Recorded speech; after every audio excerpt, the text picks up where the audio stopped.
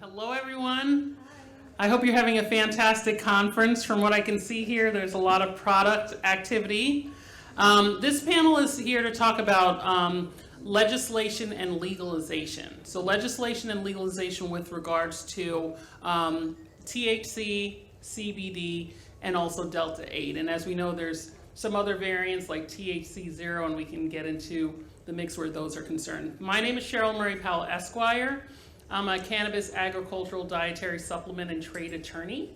I've been in the cannabis industry for 6 years, and a lot of that work has been legislative work from Nebraska, Iowa, Florida, Georgia, Louisiana, Alabama, New York, North Carolina. So I spent a lot of time on planes, trying to work on the legislation so we can get to this point.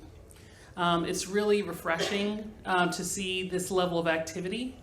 I'm also the chair of the Broward County Medical Marijuana Advisory Board. There is no other board like that appointed by the county in the state of Florida, and as far as I know, anywhere in the country. And we had our panel yesterday, as mentioned by Andres. So with that said, it's really important that we understand that a lot of the legislative work that needs to be done hasn't been done yet. And we want to encourage you to get involved by reaching out to your legislators so that we can move the needle. So I'm going to let our panelists actually introduce themselves and say a little bit about their practice areas for those who are attorneys, and also their work areas if they're not. So the first panelist I'll have is Joseph Smith. Hi, I'm Joe Smith. I'm an attorney with Thompson Hine based out of Washington, D.C., but I work with companies and individuals across the country. I work with everyone from the processor or manufacturer all the way down to the distributor and retailer, pretty much every product that you see out on the floor there. And especially those in the vapor product and related industry as well. So working with a lot of them, trying to deal with the PACT Act and then all the various state regulations that impact them and selling the products that they sell, as well as helping them with, and other clients with litigation and FDA regulatory matters. My name is Sean Hardwick. I'm with the law firm Burns Hardwick in Jupiter, Florida. We do a lot of cannabis compliance, litigation work, and I've done I have over 2.5 years experience in this industry, doing a lot of licensing across various states, and making sure that marijuana and hemp companies stay compliant with state and federal regulations. Hello, my name is Bryce Johnson. I'm with Dynalite Pre-Rolls. So what we do is we take hemp concentrate and basically all the way down to the distributor and retailer, pretty much every product that you see out on the floor there. And especially those in the vapor product and related industry as well. So working with a lot of them, trying to deal with the PACT Act and then all the various state regulations that impact them and selling the products that they sell, as well as helping them with, and other clients with litigation and FDA regulatory matters. My name is Sean Hardwick. I'm with the law firm Burns Hardwick in Jupiter, Florida. We do a lot of cannabis compliance, litigation work, and I've done I have over 2.5 years experience in this industry, doing a lot of licensing across various states, and making sure that marijuana and hemp companies stay compliant with state and federal regulations. Hello, my name is Bryce Johnson. I'm with Dynalite Pre-Rolls. So what we do is we take hemp concentrate and basically infuse it with pre-rolls.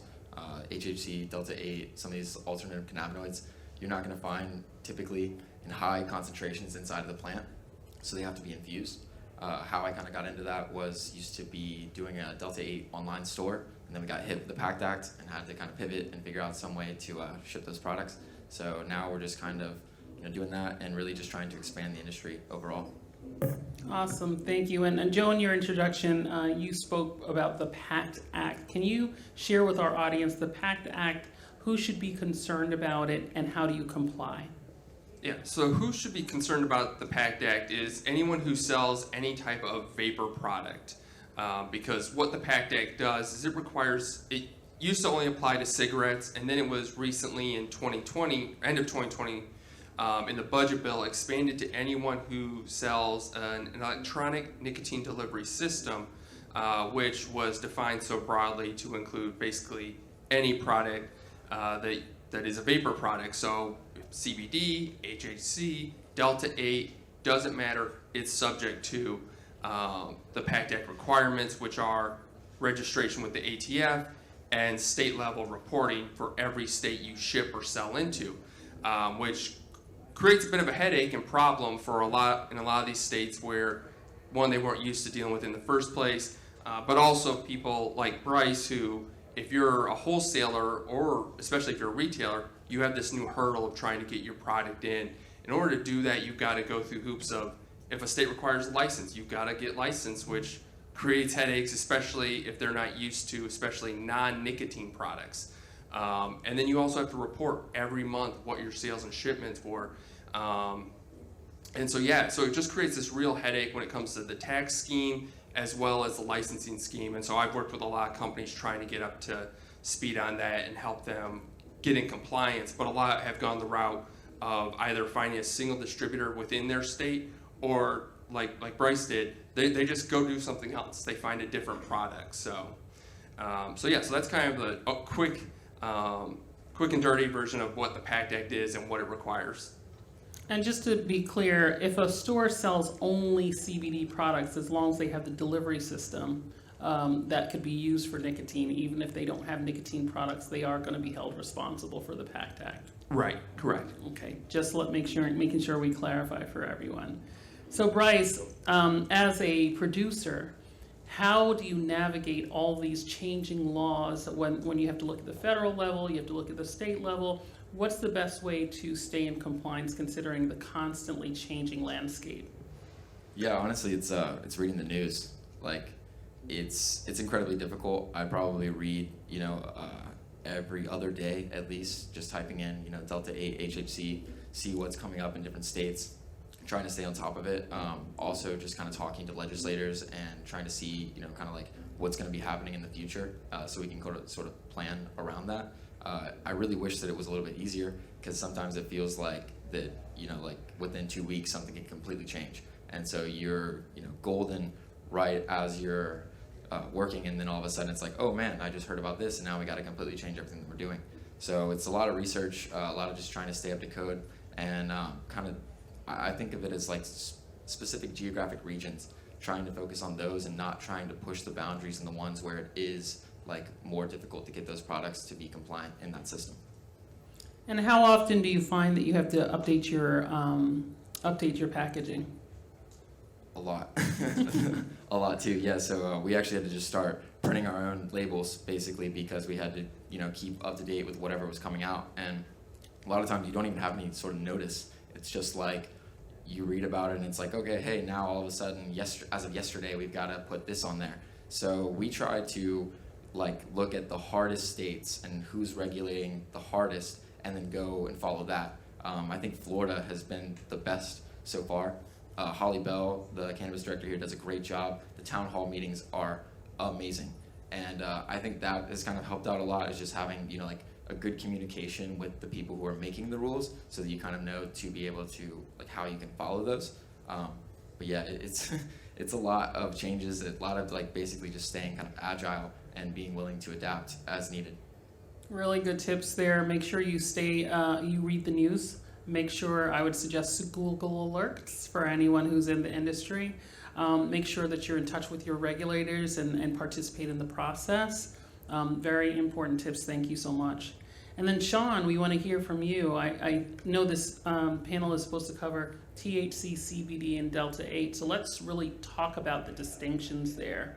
From a federal level, we know we had the Farm Bill of 2018 that was signed into law December of 2018, which really sets the tone as far as the definition of what's the distinction between hemp and marijuana. Can you take us through a little bit of that analysis and how you do it for your clients?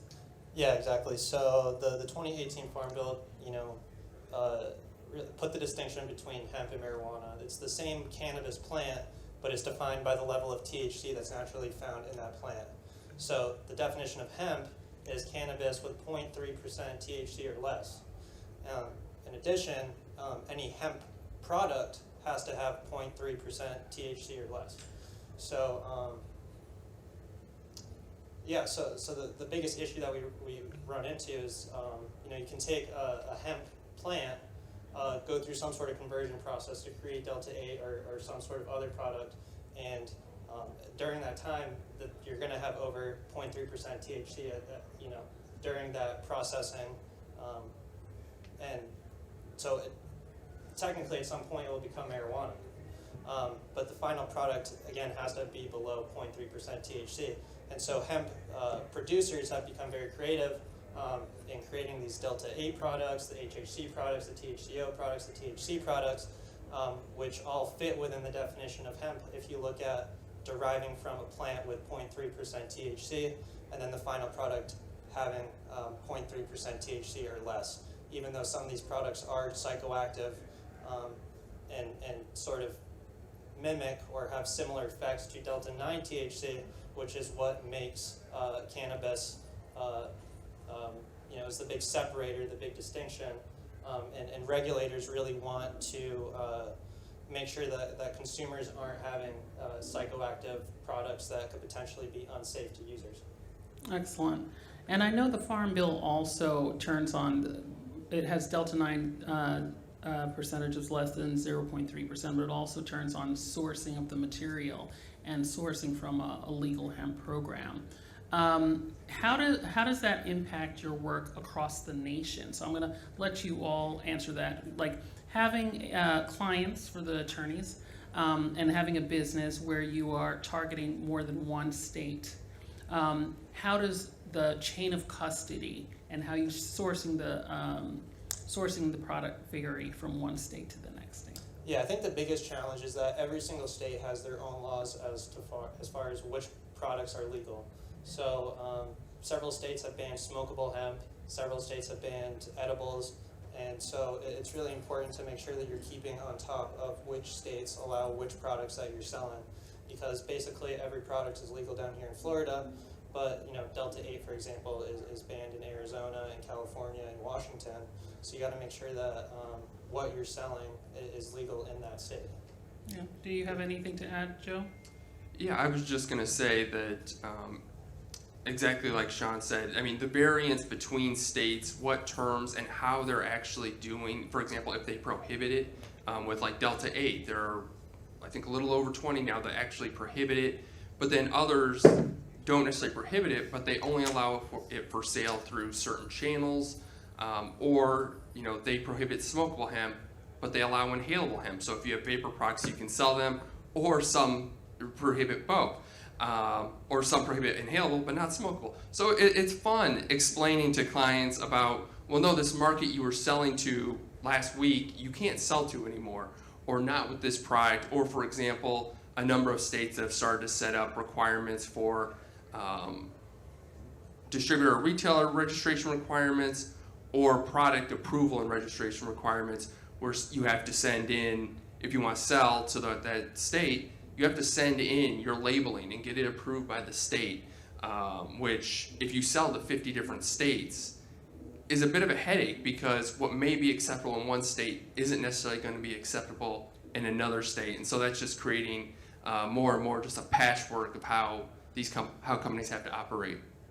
Excellent. And I'm involved with a number of organizations, including the U.S. Hemp Building Association and the U.S. Hemp Roundtable, and there's a lot of murmurings about the next Farm Bill. So if you had your wish list and you had the ear of the legislators who are going to make an impact, what would be your desire for the next Farm Bill? Any changes? So I think personally that there is a place for these alternative cannabinoids, especially in states that don't have recreational or medical programs.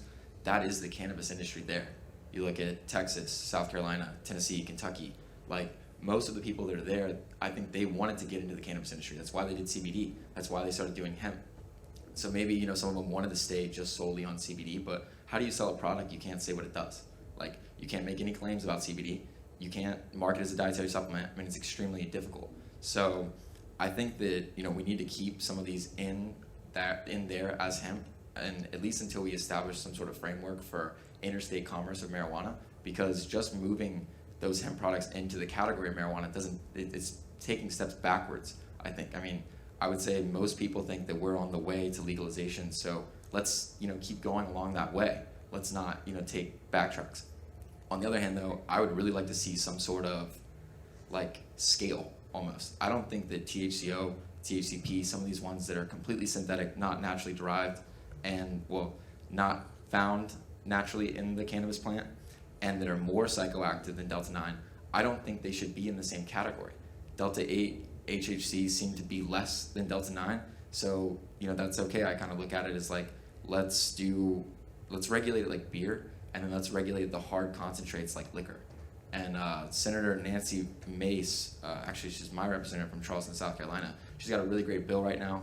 Amazon's backing it up. I would just push that one along and then add in some way to distinguish, like, hey, let's take these really psychoactive ones, the ones that are going to be 30 times or 5 times more psychoactive than Delta 9. Let's put those as controlled, and then let's leave the other ones, but establish a clear way, and especially a track and trace system. That's probably one of the most frustrating parts, is that you look in the marijuana states and they have easily tracked, from seed to sale. In the hemp industry, you just got brokers all over the place, and most of the brokers are not willing to disclose where they're getting their their source material from, because then you're just going to go around them.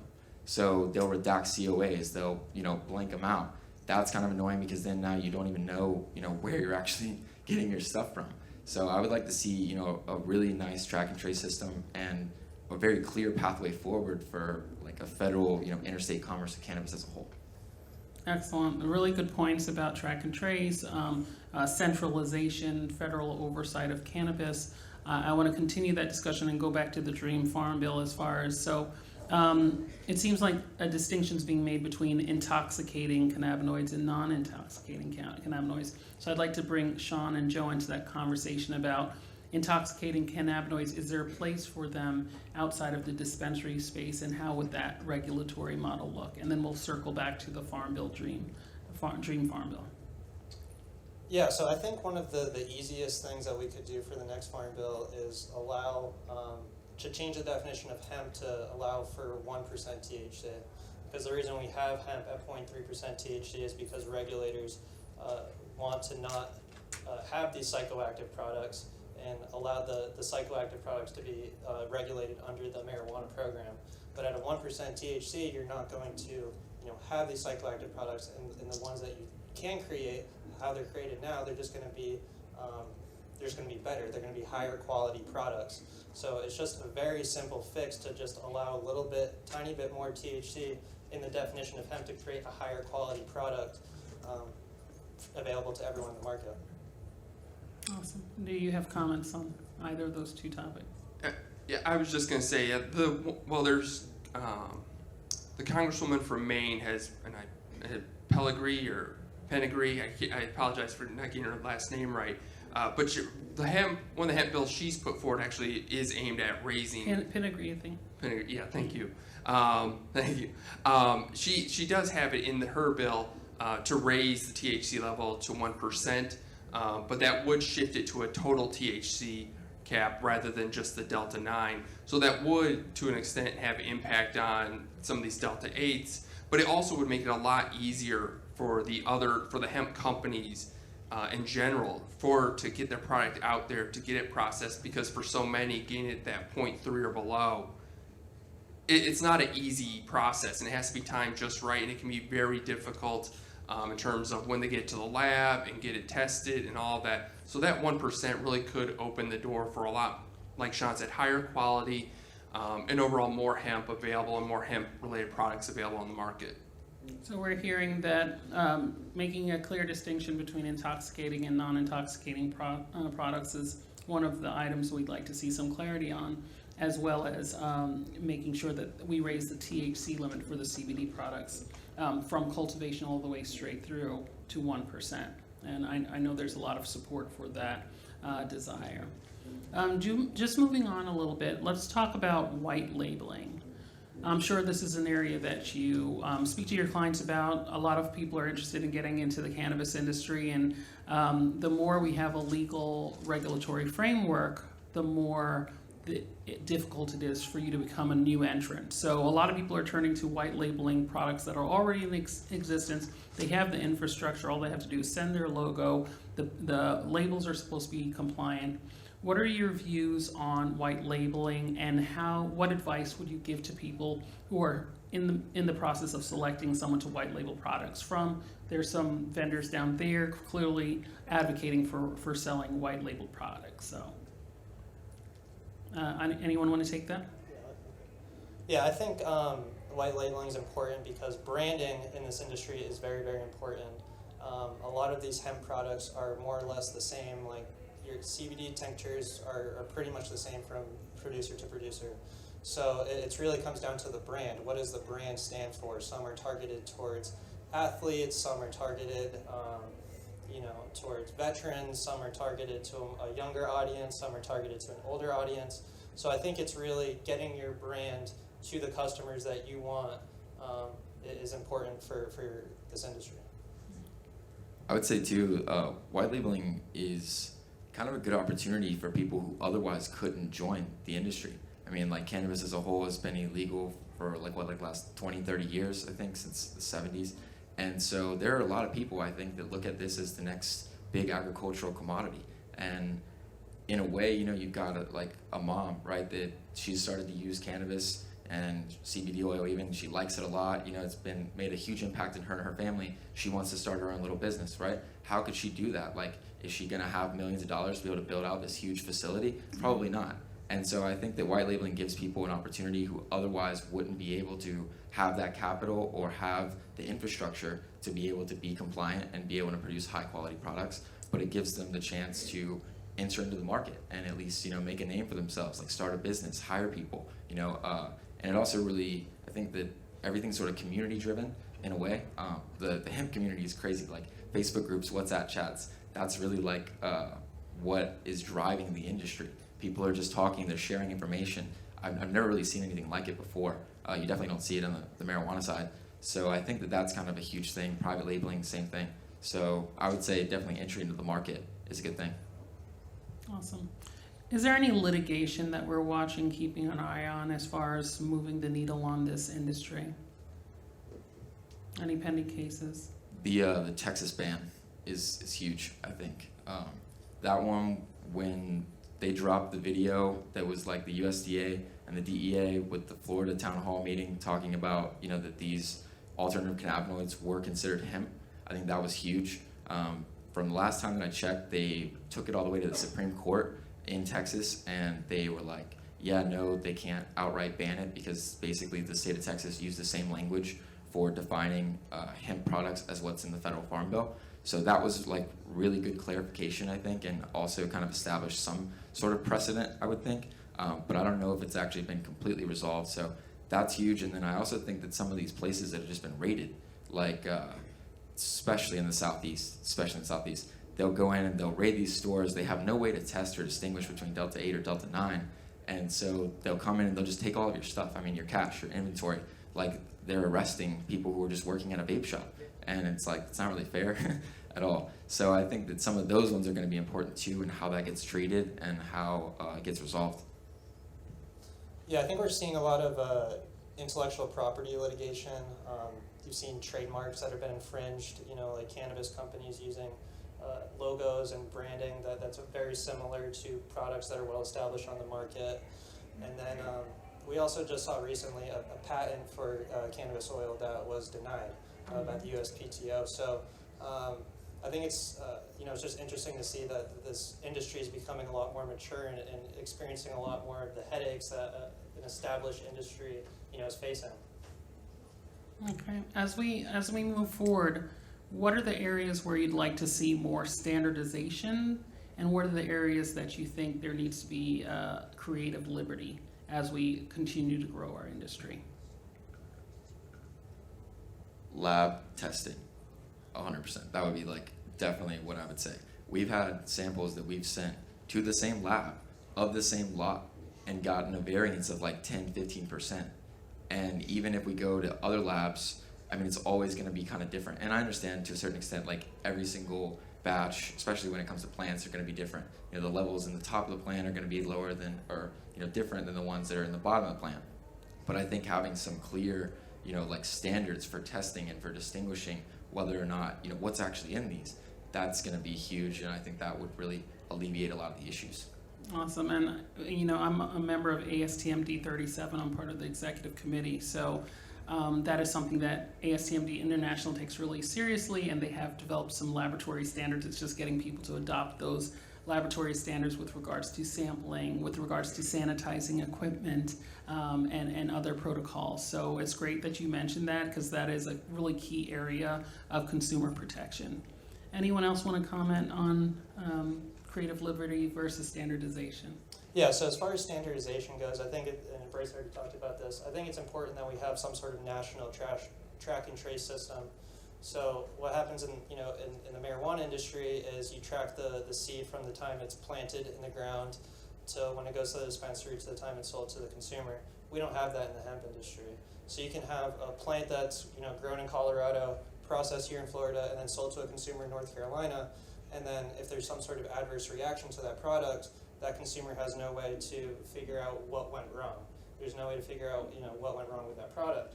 So I think having some sort of track and trace system to track these products that are going to these states will be very important. And then as far as the creative liberty, I think packaging can be a lot more creative.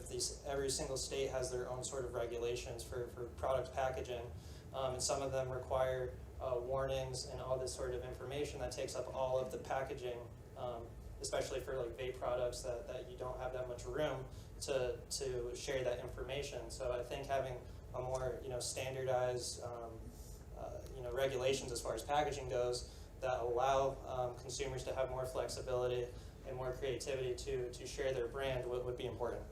Awesome, and I love how you talked about packaging, because Florida is one of the more restrictive policies with regards to packaging, even in the marijuana space.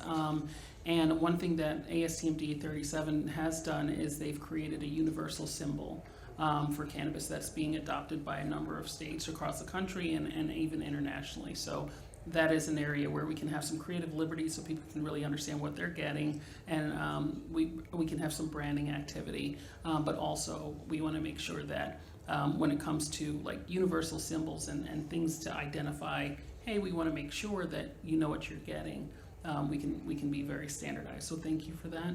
And Joe, any comments on that? I actually think the packaging standardization was the point I was going to make, and also what would be nice to see is some consistency or standardization in the registration or licensing process among the states in terms of what they expect for a consumable hemp product retailer or distributor. So that way, if a company based in Florida is selling elsewhere, they have some idea of what's required of them before they start selling there or before they really get involved. So that way they know, okay, I'm meeting the standard in my home state. It's going to be sufficient in another state. And, because likewise, that's where the packaging standardization would be helpful, because so many of these states, they do turn on what's on your packaging, what information are you including. Excellent. There was a recent situation with a multi-state officer, and I won't name them, where a multi-state operator where there was product that was labeled for CBD and it actually had a significant amount of THC in it. Do we feel that this is an isolated issue, and do we think that it caused people to be a little bit more strict as far as what was happening in their establishments? I know from my experience that is not an isolated issue. It is unfortunately more common than we'd like. That people are selling products that are CBD or Delta 8 or HHC, and then they're sending off to get tested, and it's turning out it has more Delta 9 than what's allowed. And I mean, there is significant variance in labs. You can send the same sample to multiple labs and get different results from each of them. Or you send multiple samples to the same lab and you are getting different results then. So I don't think it is, what I've dealt with, it's not a one-off experience, and it does make, I've seen my clients, it does make them more hesitant about trying or bringing new products into their, if they're, for the retailers, it makes them very hesitant about, well, do I trust this product? Do I know who I'm buying this from? And can I count on the COA that they're providing me being accurate? Or do I have to do my own testing before I put this on my shelves or start selling it online? Okay, any other? No? With regards to, we said we would talk about THC, so getting involved on the THC side of the business, opening a dispensary, opening a processing manufacturing site, starting to cultivate cannabis. Is there still a window for that activity from a national perspective, or is it closing rapidly? And in Florida, what's that opportunity currently? I know we haven't had a round since 2015. There's a current black farmer round occurring right now, and there's the hope of new opportunities. So for people who are interested in getting involved with receiving one of the vertical licenses in Florida or looking at another state, what would be your advice to them? What are your predictions in that area, and what would be your advice to them? Yeah, here in Florida, like you just mentioned, there's going to be a black farmer round, and then there's supposed to be around 17 more licenses opening up in the next couple of years. What's important down here in Florida to keep in mind is that there is a vertical integration requirement, which means the operator has to grow the product, create the product, sell the product, and deliver the product. In most states, you're getting a license for one of those activities. And so you need to have a lot of money to operate in this state, right? So all of the operators right now are multi-million-dollar companies. So you might not necessarily on paper need to have multi-million dollars to win one of these licenses, but to effectively operate is going to require a lot of money to build out the facilities, to grow the plant, to process the plant, and then to get dispensaries to sell this product to persons all over the state. This is a huge state. True Leaf has over 110 dispensaries. So to get that sort of access to people, you need lots and lots of capital. So what I recommend to anybody who wants to get into the regulated marijuana industry is to assemble a team of not only experts in this industry who can grow your products from day one, to create your products from day one, but also have that capital behind you. So you can start operating and you don't run into hurdles if you do get that license. And anything else on getting involved on the THC side? Yeah, I mean, I think that the window is closing for sure. You look at some of these states, like especially out west, that have established recreational and medical programs, and they're basically like oligarchies. I think like they're regulated in. There's only a limited number of licenses, and those MSOs are only going to get bigger. They're already multi-million-dollar like businesses, and then I mean their sales are through the roof. So then as all these other states go and start doing legalization, I mean there's no way that those companies are not lobbying and trying to get a license there. So I think that there's, like I would say, find a way in, whether that's through technology or starting off with hemp or, any way that you can really just try to get in, because if you're not in now, then maybe, in a couple of years, you won't have an opportunity anymore. Excellent. And Joe, anything? Yeah, I would just say capital is one of the biggest aspects regardless of what state you're going in, and start paying attention early on, start building that capital reserves, and start looking at the states that are going to be having programs either coming online in this year or within the next couple of years. Virginia, where I live, for example, they failed to move it forward to 2023, so now they're looking at 2024 as the start. It's just one example. But start looking early, like Bryce said, out west, most of those states, doors kind of closed. Start looking at these new states that may be coming online where there's going to be that opportunity, and be prepared to have that capital ready to go, because so many of them require, even if you're not, vertically integrated, even if you just want the dispensary, a lot of them have capital requirements that essentially can be a barrier to most people that would be interested to getting into the business. So start planning early. Don't try and do it on the lark, because then you're going to have some very unfortunate conversations about how it's just not realistic. Absolutely. And just talking about the capital-related issues, let's talk a little bit about cannabis banking and some of the banking challenges we've had, whether you're on the hemp side, CBD, or with CBD and other cannabinoids, or if you're on the medical marijuana side. Banking continues to be a problem. At ASTM International, I am starting a cannabis banking subcommittee of D37 to try to address this finance and insurance subcommittee. So what are your thoughts on the current state of cannabis banking and what we'd like to see in the future? Yeah, I think that banking is extremely difficult for anyone in this industry. Banks are starting to open up to hemp companies, knowing that it's federally legal, but on the marijuana side, obviously, it's still federally legal, and we still see banks that are very reluctant to take on these customers or to extend any sort of financing. So I think the closest thing we have to any sort of federal progression as far in cannabis or marijuana in particular is the Safe Banking Act, which would allow these marijuana companies to bank and receive funding just like any other sort of company in any sort of industry. The issue that we keep running into as far as the Safe Banking Act, I think, is that it's included in a bill which encompasses a lot of other things besides the banking. So a defense spending bill, for example, has a lot of aspects to it, and so you're going to have representatives and senators who might be for it or against it, but then if they're against it, they're also against the marijuana banking. And so I think if there was a standalone bill for the Safe Banking Act, I think we'd have a successful implementation of that across the country. Really good observation, and I'm involved with an organization called the Cannabis Financial Industries Group, and the main partner is a company called the Liaison Group. They're a lobbying firm out of DC, and they're very much involved with working on the Safe Banking Act, and the strategies are attaching it to all these, we call them vehicles.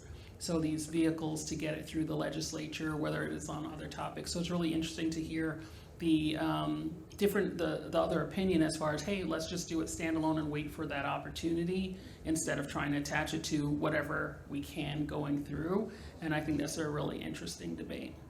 Anything else on cannabis banking? Yeah, I think that actually not having access to banking actually makes it more dangerous, especially in the states where they have recreational medical marijuana and it's all cash. Like they have to use armed guards and armored trucks to be able to move these large piles of cash, and they face robbery. They face, I'm pretty sure there's some places that are just supplementing their legal side with basically their illegal side. And that's the only way they can kind of keep going, especially California. But I think that that's kind of like a situation we need to sort of fix, because if you don't have access to banking, how can you really do a whole lot? And in a way, I think that that's also kind of encouraging more criminal activity by not having a clear way to, have banking. Anything else, sir? Yeah, I would just say another issue with that is just essentially allows some state chartered banks or credit unions, because those are usually the only ones doing it, to basically have a monopoly on the banking. And in Maryland, there may be two now, but for the longest time, one bank did all the banking for every medical marijuana company in the state.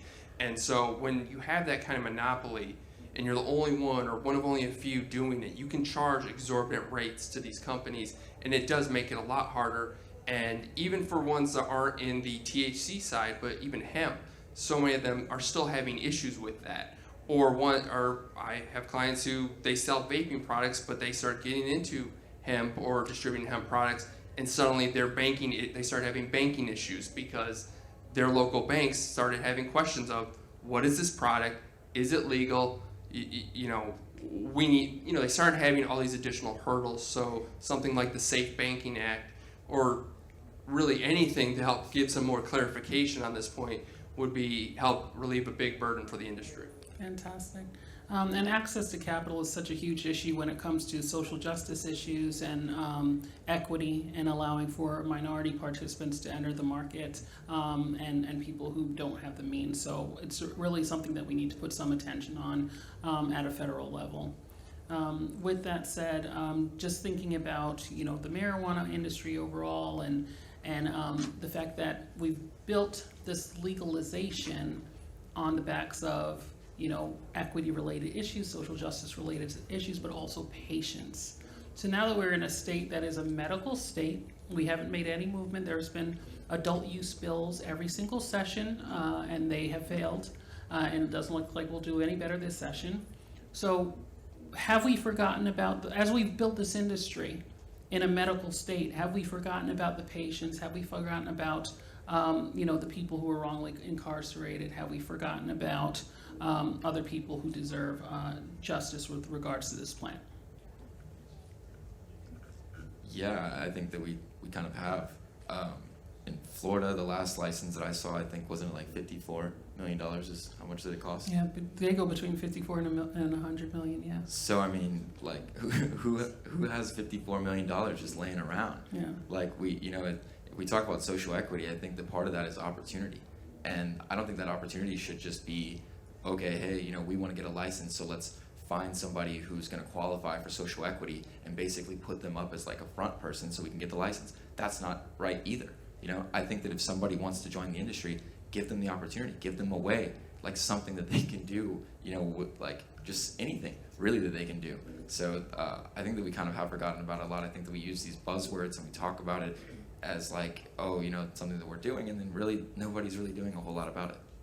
Yeah, I think, and thank you for saying that. Bryce is referring to like straw man situations where there's a minority person and then the funding people have options to buy them out for a little bit of money and things like that. So those are things that now we're seeing commissions across the country. Vermont's working on their regs, New York, New Jersey, Connecticut, New Mexico, where they are, in addition, and even this black farmer's license in Florida, previously they didn't ask for your operating agreement, any option agreements, loan agreements when you were submitting. Now they're scrutinizing those documents to make sure that we're not in a predatory situation. So there is some advancement there, but absolutely we have to remember the patients, because those are the people who, like moms of sick kids who brought their children in wheelchairs testifying, are U.S. veterans who came in and they testified as far as this is why we want legalization. Now that we have a robust industry, let's make sure that they have a place in that industry. So thank you for your comments there. Anyone else want to comment about,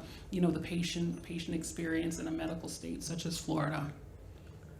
Yeah, I just think the biggest problem that we have, and I think we have to wrap up, but is the fact that we have, especially down here in Florida, every company is a multi-million-dollar company, but we still have people incarcerated for minor cannabis offenses. Mm-hmm. So we have people making millions and millions of dollars off this plant, but there's still, thousands of people locked up here in the state, and then obviously thousands across the country that are locked up for, for this illegal act, which people are now profiting millions of dollars off of. Awesome, and I am keeping track of time. We don't have to wrap up just yet.